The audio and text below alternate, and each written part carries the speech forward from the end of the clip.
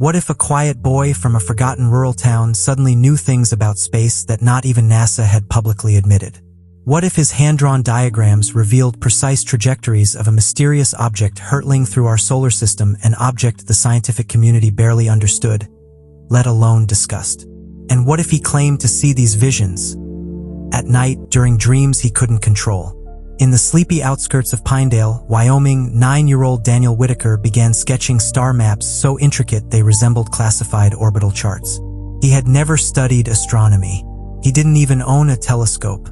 And yet, page after page, he filled notebooks with coordinates, velocities, and impact predictions tied to something he called the Atlas entity. His parents thought it was just another phase until the drawings started matching confidential NASA data no one outside of government circles should have known. What happens when a child becomes the bearer of a cosmic secret too big for any adult to explain? It was a Thursday morning like any other in the Whitaker household. Diane, Daniel's mother, poured cereal into a chipped ceramic bowl while Daniel sat silently at the kitchen table, his brow furrowed in thought, a dull pencil moving methodically across a thick piece of paper. He had been quieter lately, not in a withdrawn or moody way, but in the strange, heavy silence of someone preoccupied with things that didn't belong in a child's world. "What are you drawing, sweetheart?" Diane asked, half expecting another picture of dinosaurs or alien spaceships. But what she saw chilled her.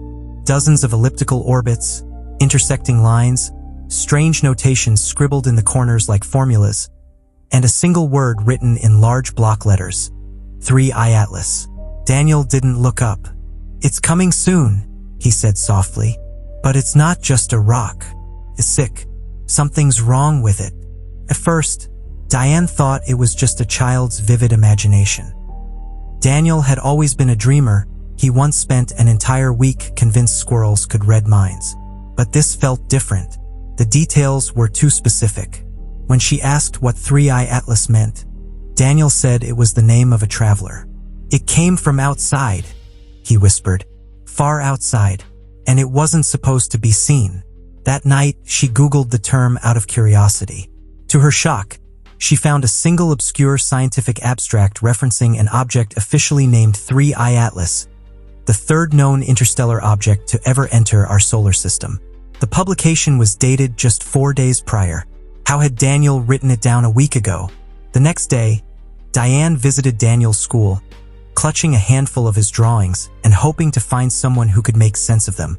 Mr. Klein, Daniel's 5th grade math teacher, studied the pages carefully, his eyes widening with every second. "Where did he get this?" he asked, voice tinged with disbelief. "These aren't just scribbles. These are orbital calculations, and they're accurate. Some of these notations even use vector math stuff we don't touch until college-level physics." Diane stared at him in silence. What was happening? Was Daniel somehow a genius? Or was someone feeding him this information? That night, Diane tried something different. She left Daniel's bedroom door slightly open and sat in the hallway with a cup of tea, pretending to read. Around 2:14 a.m., she saw it. Daniel sat bolt upright in bed, eyes closed. He rose, walked to his desk, and began drawing again lines, numbers, symbols, patterns. His movements were mechanical, almost robotic. For 15 minutes, he worked nonstop, then climbed back into bed as if nothing had happened. Diane waited 5 more minutes before tiptoeing into the room. What she found on the desk made her heart race. A hyper-detailed diagram of the solar system, centered around Jupiter, with an annotation in red. Impact vector shift Earth threat probability. Escalating. Still not convinced? Let me ask you something. How does a 9-year-old boy in rural America, with no background in science, replicate orbital mechanics and predict path changes in a still classified object? Are we looking at a savant or a messenger? The drawings kept piling up. Daniel filled notebooks with predictions. Some were gibberish, but others contained celestial coordinates that matched exactly with those recorded by high-powered telescopes. It wasn't just uncanny, it was mathematically impossible for it to be random.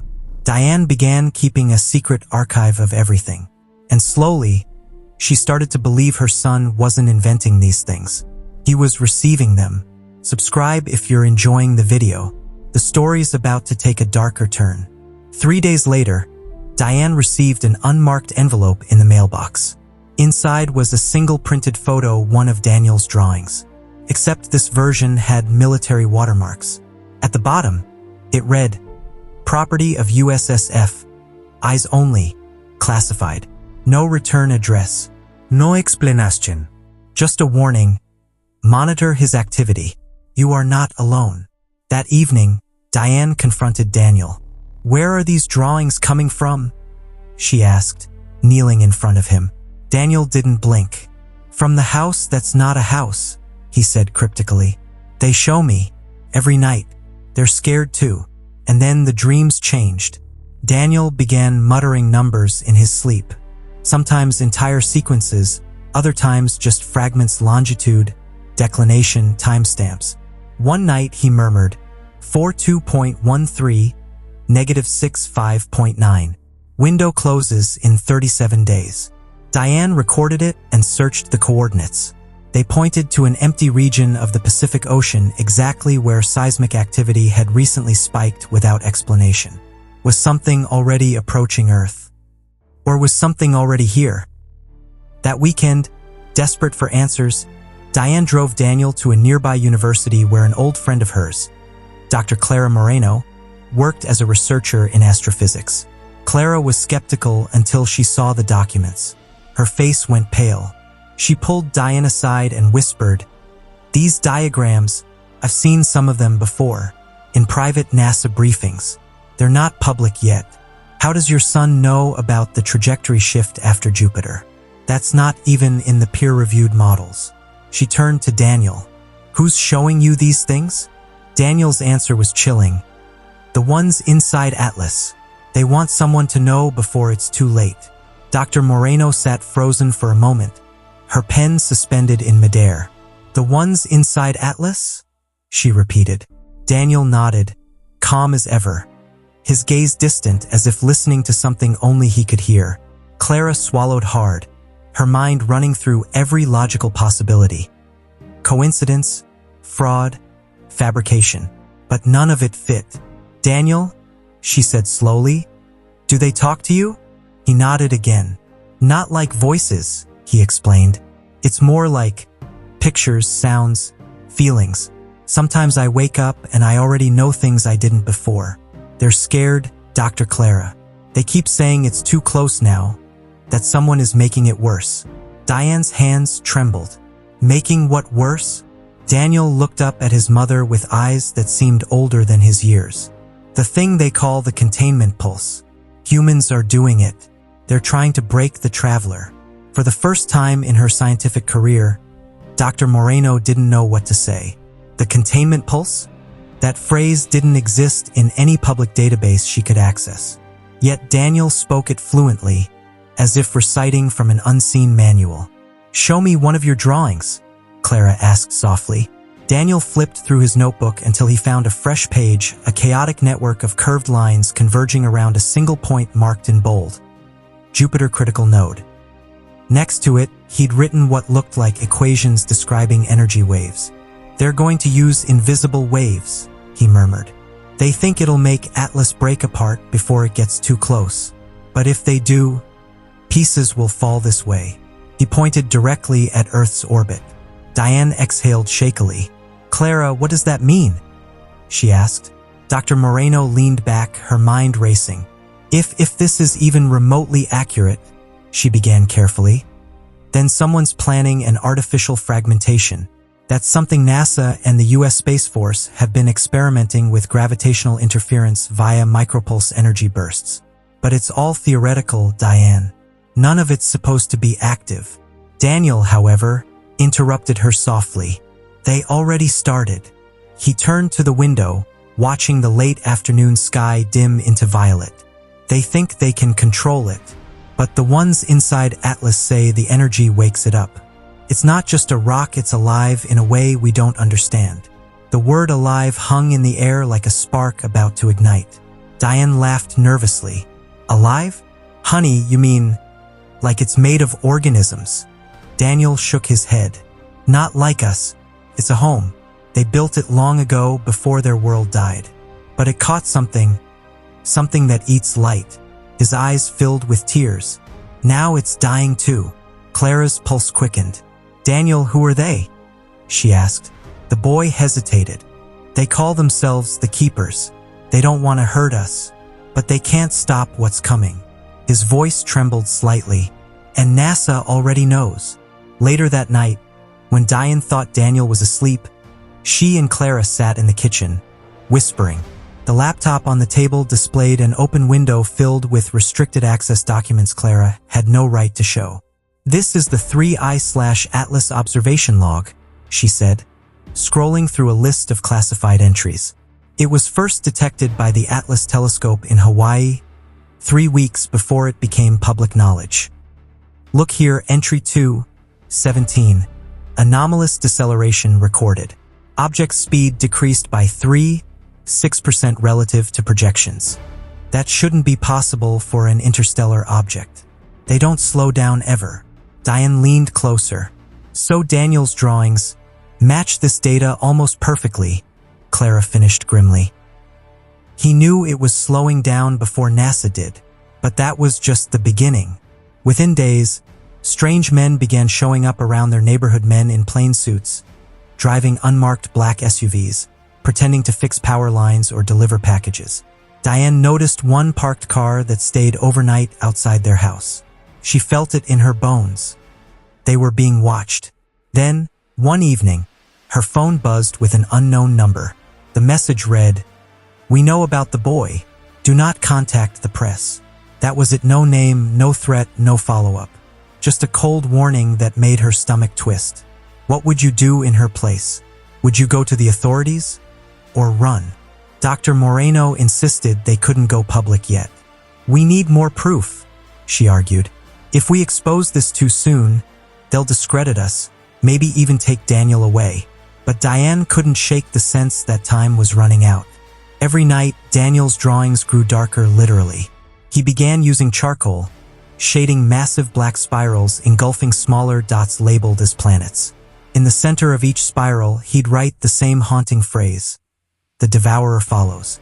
When Diane asked what it meant, Daniel whispered, "It's what comes after Atlas. They're running from it.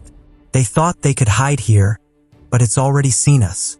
By the end of that week, Diane's world had turned upside down. Her son's drawings were now under lock and key at Dr. Moreno's lab, hidden among legitimate research files. But someone must have known, because one night the lab was broken into. Nothing was stolen except Daniel's sketches. Every single one of them. Surveillance cameras caught nothing but static during the 3-hour window of the breach. "They're cleaning it up," Clara muttered, pacing nervously. "They're erasing evidence. Diane, this is bigger than either of us." The following morning, Daniel didn't want to go to school. He sat at the kitchen table, staring at his hands. "They're angry," he said suddenly. Diane turned from the sink. "Who's angry?" "The ones inside Atlas," he replied. "They said the humans heard it. They broke one of its hearts." "Its hearts?" Diane echoed in disbelief. "It had 3, Daniel explained softly. "Now it only has 2. That's why it's coming this way." And as he spoke those words, a faint vibration rippled through the house, so subtle that Diane thought it was her imagination. Until the dishes began to rattle. The tremor lasted only a few seconds, but when it stopped, the entire neighborhood lost power. Diane grabbed her phone, only to find it flickering erratically before dying completely. The blackout stretched across 3 counties, later reported as a transformer malfunction. But when the lights came back hours later, Daniel's computer, one he never used, had somehow turned itself on. On the screen was a single open document, displaying coordinates that matched the exact path of 3I Atlas, and a timer counting down from 36 days. Daniel stood behind his mother, whispering, "That's when they'll try to break it, but if they fail, it'll break us instead." The countdown on Daniel's screen was like a heartbeat, a quiet threat ticking louder with each passing second. Clara stared at it, horrified not just because it was there, but because it shouldn't be. The computer had never been connected to the internet. She had checked that herself. "Daniel, did you do this?" she asked, knowing the answer. He shook his head. "They did. They wanted me to know. So I could warn you." The screen blinked once and then displayed a new message, written in a strange blend of symbols and English. "Prepare phase 2/trajectory shift required. They will not listen." Clara took a step back. "Who won't listen?" Daniel answered without looking up. "NASA. They still think they can stop it with force." Diane and Clara sat in the dark that night, lit only by the dim light of candles and the glow of the countdown on Daniel's monitor. "This is no longer a theory," Clara whispered. "This is contact." Diane was visibly shaking. "He's just a kid, Clara. How is this happening? What does it mean?" "That my son's mind is a communication device." Clara didn't respond right away. Then she said, "It means we're not alone, and someone or something is choosing your son as a messenger because they've run out of time." Outside, the wind picked up suddenly. The trees bent as if bowing to something colossal. "What do we do?" Diane asked. "We can't go to the news. We can't go to NASA. So what's left?" And just then, Daniel came out of his room, holding a fresh drawing. This one was different. It showed Earth split into two halves, one bright, one burning. "We have to choose," he said. The following morning, Clara made the decision to contact a former colleague, Dr. Adrian Keller, a high-level astrophysicist with unofficial ties to NASA's Black Projects division. Adrian owed her a favor. They met at a quiet diner off Highway 50, where Clara slid a manila envelope across the table without saying a word. Adrian opened it, flipped through a few drawings, then looked up slowly. "This is from the kid." Clara nodded. "You recognize any of it?" He hesitated. "Some of this. Yeah, that equation," he pointed. "That's not public. It's from Project Thalassa." "What's that?" Clara asked. Adrian's voice dropped. "It's the name we gave to an emergency protocol, to divert or destroy any cosmic body with intelligent anomaly signatures. But it was just a contingency." Clara leaned forward. "They're going through with it, aren't they?" Adrian didn't speak. He didn't need to. That night, Clara returned to Diane's home with a sense of urgency in her chest. "They're planning to hit Atlas with everything they've got," she said. "Microwave pulses, kinetic impactors, maybe even nukes. They think it's a threat. And maybe it is, but not in the way they think." Daniel, sitting on the stairs, looked up. "They won't stop it," he said, "because Atlas is already changing course. Not away, toward us." Clara's heart skipped a beat. "Why? Why would they do that if they don't mean harm?" Daniel's voice was soft. "Because we woke it up wrong. We touched the wrong heart. You ever wonder what we're not being told? Think about it. Do you really believe we've cataloged every object in space, every signal, every anomaly? Of course not. Some things are hidden because they protect us, but others are hidden because we wouldn't survive knowing." Daniel began drawing again, this time more obsessively, barely sleeping. What emerged were star maps far too detailed for an 8-year-old. Coordinates, angles, radiation patterns, and warnings. One sketch showed the moon cracked in half. Another had Earth with 3 red XS over major cities. "This is if they fire," he said one morning, pointing to the page. "This is what happens if they shoot at it." Clara took the drawings to Adrian. He turned pale as he flipped through them. "Jesus," he muttered. "This matches one of our scenario simulations exactly. Cascade Scenario 3. "What is that?" Clara asked. "A worst-case outcome," he said. "Atlas fragments, 3 main pieces enter Earth's gravity well. First impact in the South Pacific. Second breaks the upper stratosphere. Third lands in Central Asia." Clara swallowed. "Survivors?" Adrian didn't answer, but his silence spoke volumes. "You have to stop them," Clara said. "Daniel says there's still time." But Adrian just stared at the final, drawing a dark shape with tendrils, following behind Atlas like a shadow. "This one," he said slowly, "was never part of the simulations." In the following days, Daniel grew quieter, as if retreating into himself. But at night, he'd still wake up to draw. He called them memory dreams, and said they didn't feel like his own. One morning, he handed Diane a page that showed 2 suns in the sky. This was their home, he said, before the devourer came. Diane looked at Clara helplessly. He's losing touch, she whispered. Clara disagreed. No, he's remembering something that was shown to him for a reason. Daniel nodded. They want us to understand, because what destroyed their world is following Atlas, and it's already watching us. What would you do if your child started describing the fall of an alien civilization like it was a bedtime story? Would you believe him? Or would you tell yourself it's just imagination? Diane had long stopped denying it. Daniel wasn't just seeing.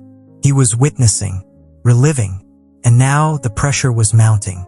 Clara's data was being erased from her university systems, her access codes revoked, her funding pulled overnight. Adrian disappeared from all his known accounts. Someone somewhere had flipped the switch. The cover-up had begun. And then came the call. An untraceable number. A voice distorted, calm. You're not safe. Neither is the boy. We can't protect you if you keep digging. Diane hung up without saying a word. But an hour later, a black vehicle idled outside their home. No one came to the door. No one knocked. But Daniel watched it from the window and said, "That's not for us. That's for the message. They want to stop it." Diane turned to him. "What message?" He looked down. "The one I have to give. They're not ready, but they will be." At exactly midnight, Daniel walked into the living room, sat in front of the television, and touched the screen. It flickered once, then again. Then every device in the house, phones, computers, the microwave, powered on by themselves. Static filled the screens before resolving into a single symbol. A circle within a triangle, surrounded by 12 small dots. Daniel whispered, "They've arrived." Clara, now fully convinced that something massive was unfolding, asked the only question that mattered, "What happens now?" Daniel looked at her. "Now we give them the choice. Peace or silence." 3 days later, the signal spread. It wasn't on television. Not on social media. It was subtler, embedded within the static of radio towers, flickering across deep-sea sonar, distorting the star maps of backyard telescopes. Amateurs noticed first. "Has anyone else seen this pattern in the noise?" One user posted on a fringe astronomy forum. The thread was shut down within minutes.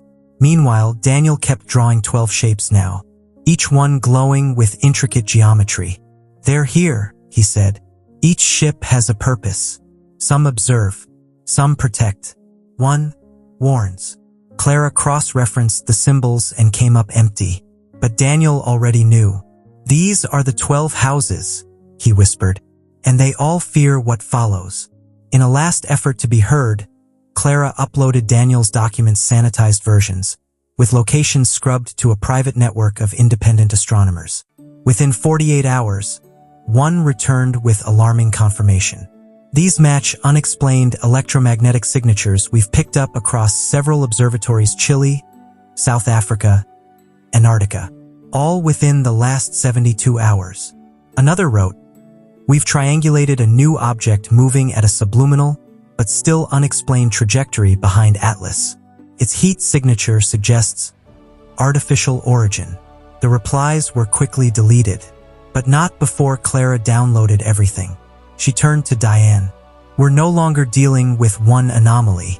Atlas was just the beginning." Clara and Diane knew they couldn't trust the authorities, and Adrian still hadn't surfaced. But then, late that evening, a package was slipped under Clara's hotel door. No note, just a hard drive. When she plugged it in, a single folder appeared.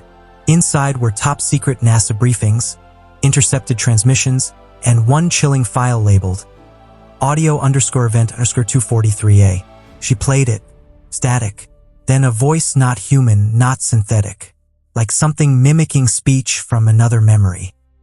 "This world remains unaware of the threshold it crosses. We extend peace, but we are not alone. The one that follows has no name." Daniel walked into the room while the message played. It speaks like them, he said. But it's not one of them. It's older. And it hates what we are.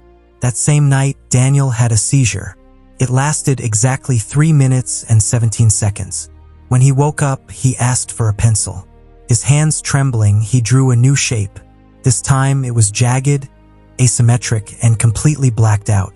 "This one doesn't travel with light," he said softly. "It eats it."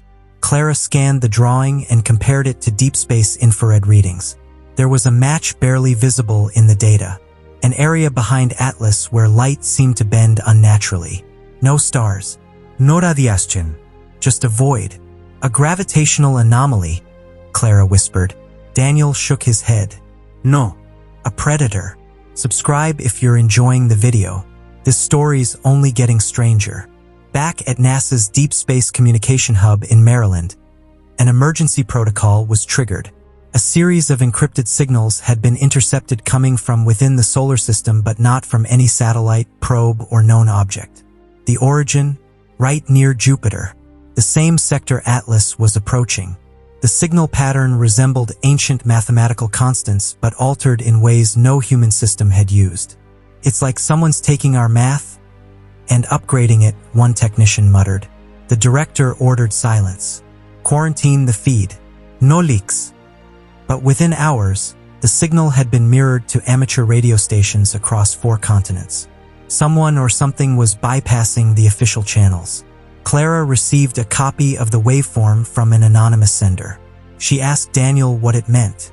He simply said, "It's a countdown, but not to impact, to arrival." The Pentagon, meanwhile, had convened a closed-door meeting with NASA, DARPA, and the President's National Security Advisor. The question wasn't whether to make this public. The question was what would happen if they didn't. One general argued for full-scale retaliation. If it can think, it can fear. If it can fear, it can be threatened. But others warned, what if this is how it measures intelligence? By our willingness to listen. The president didn't speak. He simply looked at the timestamp. 27 days remaining. Across the globe, telescopes turned their gaze to the stars. But it was Daniel, an 8-year-old boy in a quiet suburban home, who already knew where to look. Daniel hadn't slept in 48 hours. Not because he couldn't, but because they wouldn't let him. "Every time I close my eyes, I go somewhere else," he told his mom. "Like a bridge between their world and ours." He said the 12 houses were holding the line, but barely. The thing behind them, the devourer, was waking up. "It feeds on frequency," he whispered. "Fear, anger, violence. It listens to how we react. That's how it finds weakness." Diane broke down. "How can you know all of this? You're just a child." But Daniel was no longer crying, no longer trembling. "I'm not the only one," he said. "There are more. Kids like me. In Russia, in Peru, in Kenya. We're all dreaming the same dream." The dreams began to synchronize. All over the world, reports surfaced of children waking at the exact same moment, drawing the same symbols, muttering the same phrases in languages they'd never learned. The circle is broken. The eye is watching. Light must not scream. Parents were terrified. Governments were silent. Only Clara understood what it meant. "They're trying to prepare us," she said. "The houses. They've seen what happens when the devourer reaches a planet that resists. It doesn't just destroy. It makes us destroy ourselves." The world wasn't being invaded. It was being tested. Daniel finally revealed the final symbol. He said he'd been waiting until the moment was right. It was the only one he hadn't drawn. A spiral complex, layered, and ancient. "This is their warning system," he said. "It only shows up once." Clara ran the design through every ancient civilization database she could access. One hit, the Nazca lines. Another, a submerged temple in the Pacific. The symbol had appeared on Earth before, but no one had known what it meant. Until now. Daniel looked at the drawing and said, "Last time they ignored it, a whole planet disappeared." Clara swallowed hard. "And this time, we have a choice. What would you do if you knew extinction was optional? if survival depended not on weapons, but on wisdom, on choosing the right path at the right moment. The 12 houses weren't here to conquer. They were here to warn. Atlas wasn't the weapon. We were. Our response would determine what came next. Clara knew it. Diane knew it. Even the hidden agencies trying to cover it all up had started to realize. Silence was no longer an option. But as Daniel sat quietly on the porch, looking up at the now visible shimmer of Atlas in the sky, he said something that chilled them all. They've given us the message, but we're almost out of time. The days that followed felt unreal. Around the world, telescopes confirmed that 3I Atlas had changed course once again ever so slightly, but enough to defy every known law of celestial mechanics. Its surface glowed faintly now, not from reflection, but from within. "That's not sunlight," Clara murmured, watching the live feed from a Chilean observatory. "That's communication." Diane sat beside her, holding Daniel's hand. "What does it mean?" she asked. Daniel looked up at the screen. "They're asking if we're ready." "Ready for what?" Clara whispered. "To be seen," he said. Across social media, people began reporting strange phenomena. Radios playing voices that spoke in unison, animals gathering in silent formations, auroras flickering across skies far from the poles. The global media tried to explain it away: solar flares, magnetic storms, atmospheric anomalies, but the public wasn't convinced. Something bigger was unfolding, and the governments of the world were running out of explanations. At 2:03 a.m. Universal Time Coordinated, NASA's live telemetry feed abruptly went offline. The official statement: technical maintenance. The truth: Atlas had started transmitting directly to Earth. The transmission wasn't sound. It wasn't light. It was emotion, raw, unfiltered resonance. Millions felt it simultaneously: awe, fear, sadness, hope, a vibration that hummed in the bones rather than the ears. Clara dropped to her knees. "It's speaking through empathy," she said. Daniel nodded. "That's the language of the keepers. They don't use words. They use memory."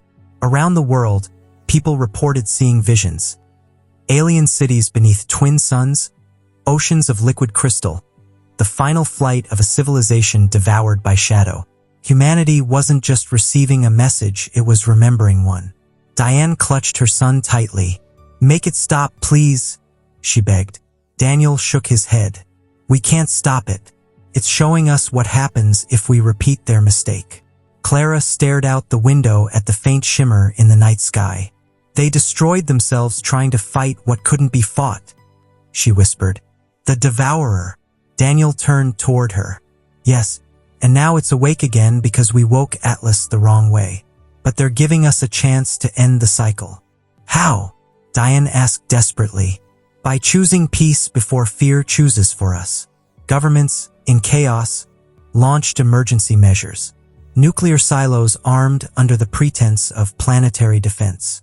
The Space Force issued an internal alert: prepare for kinetic deployment. Clara watched the countdown hit 12 days. "If they fire, it's over," she said.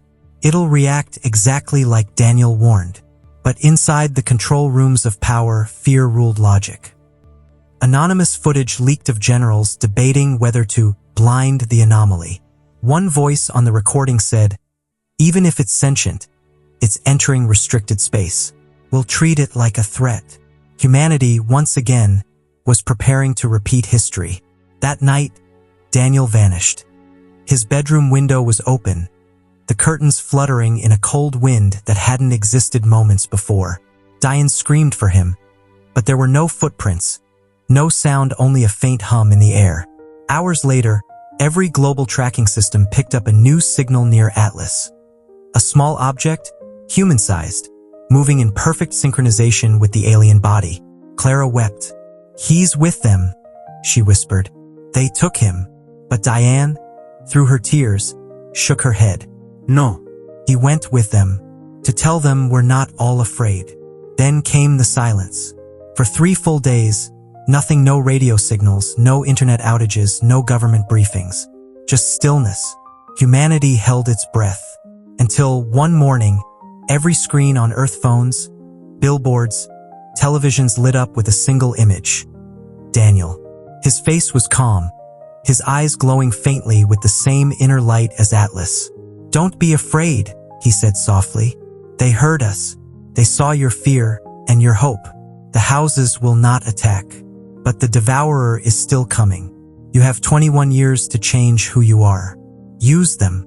After that broadcast, the signal cut out forever. NASA denied everything. The official statement called it a global digital hallucination triggered by solar interference. But the truth couldn't be buried. Atlas halted its descent, stabilized near Jupiter, and began orbiting the gas giant like a guardian standing watch. Clara and Diane never saw Daniel again.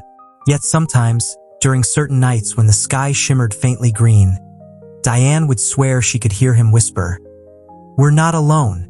And that's the point. 21 years. That was the message.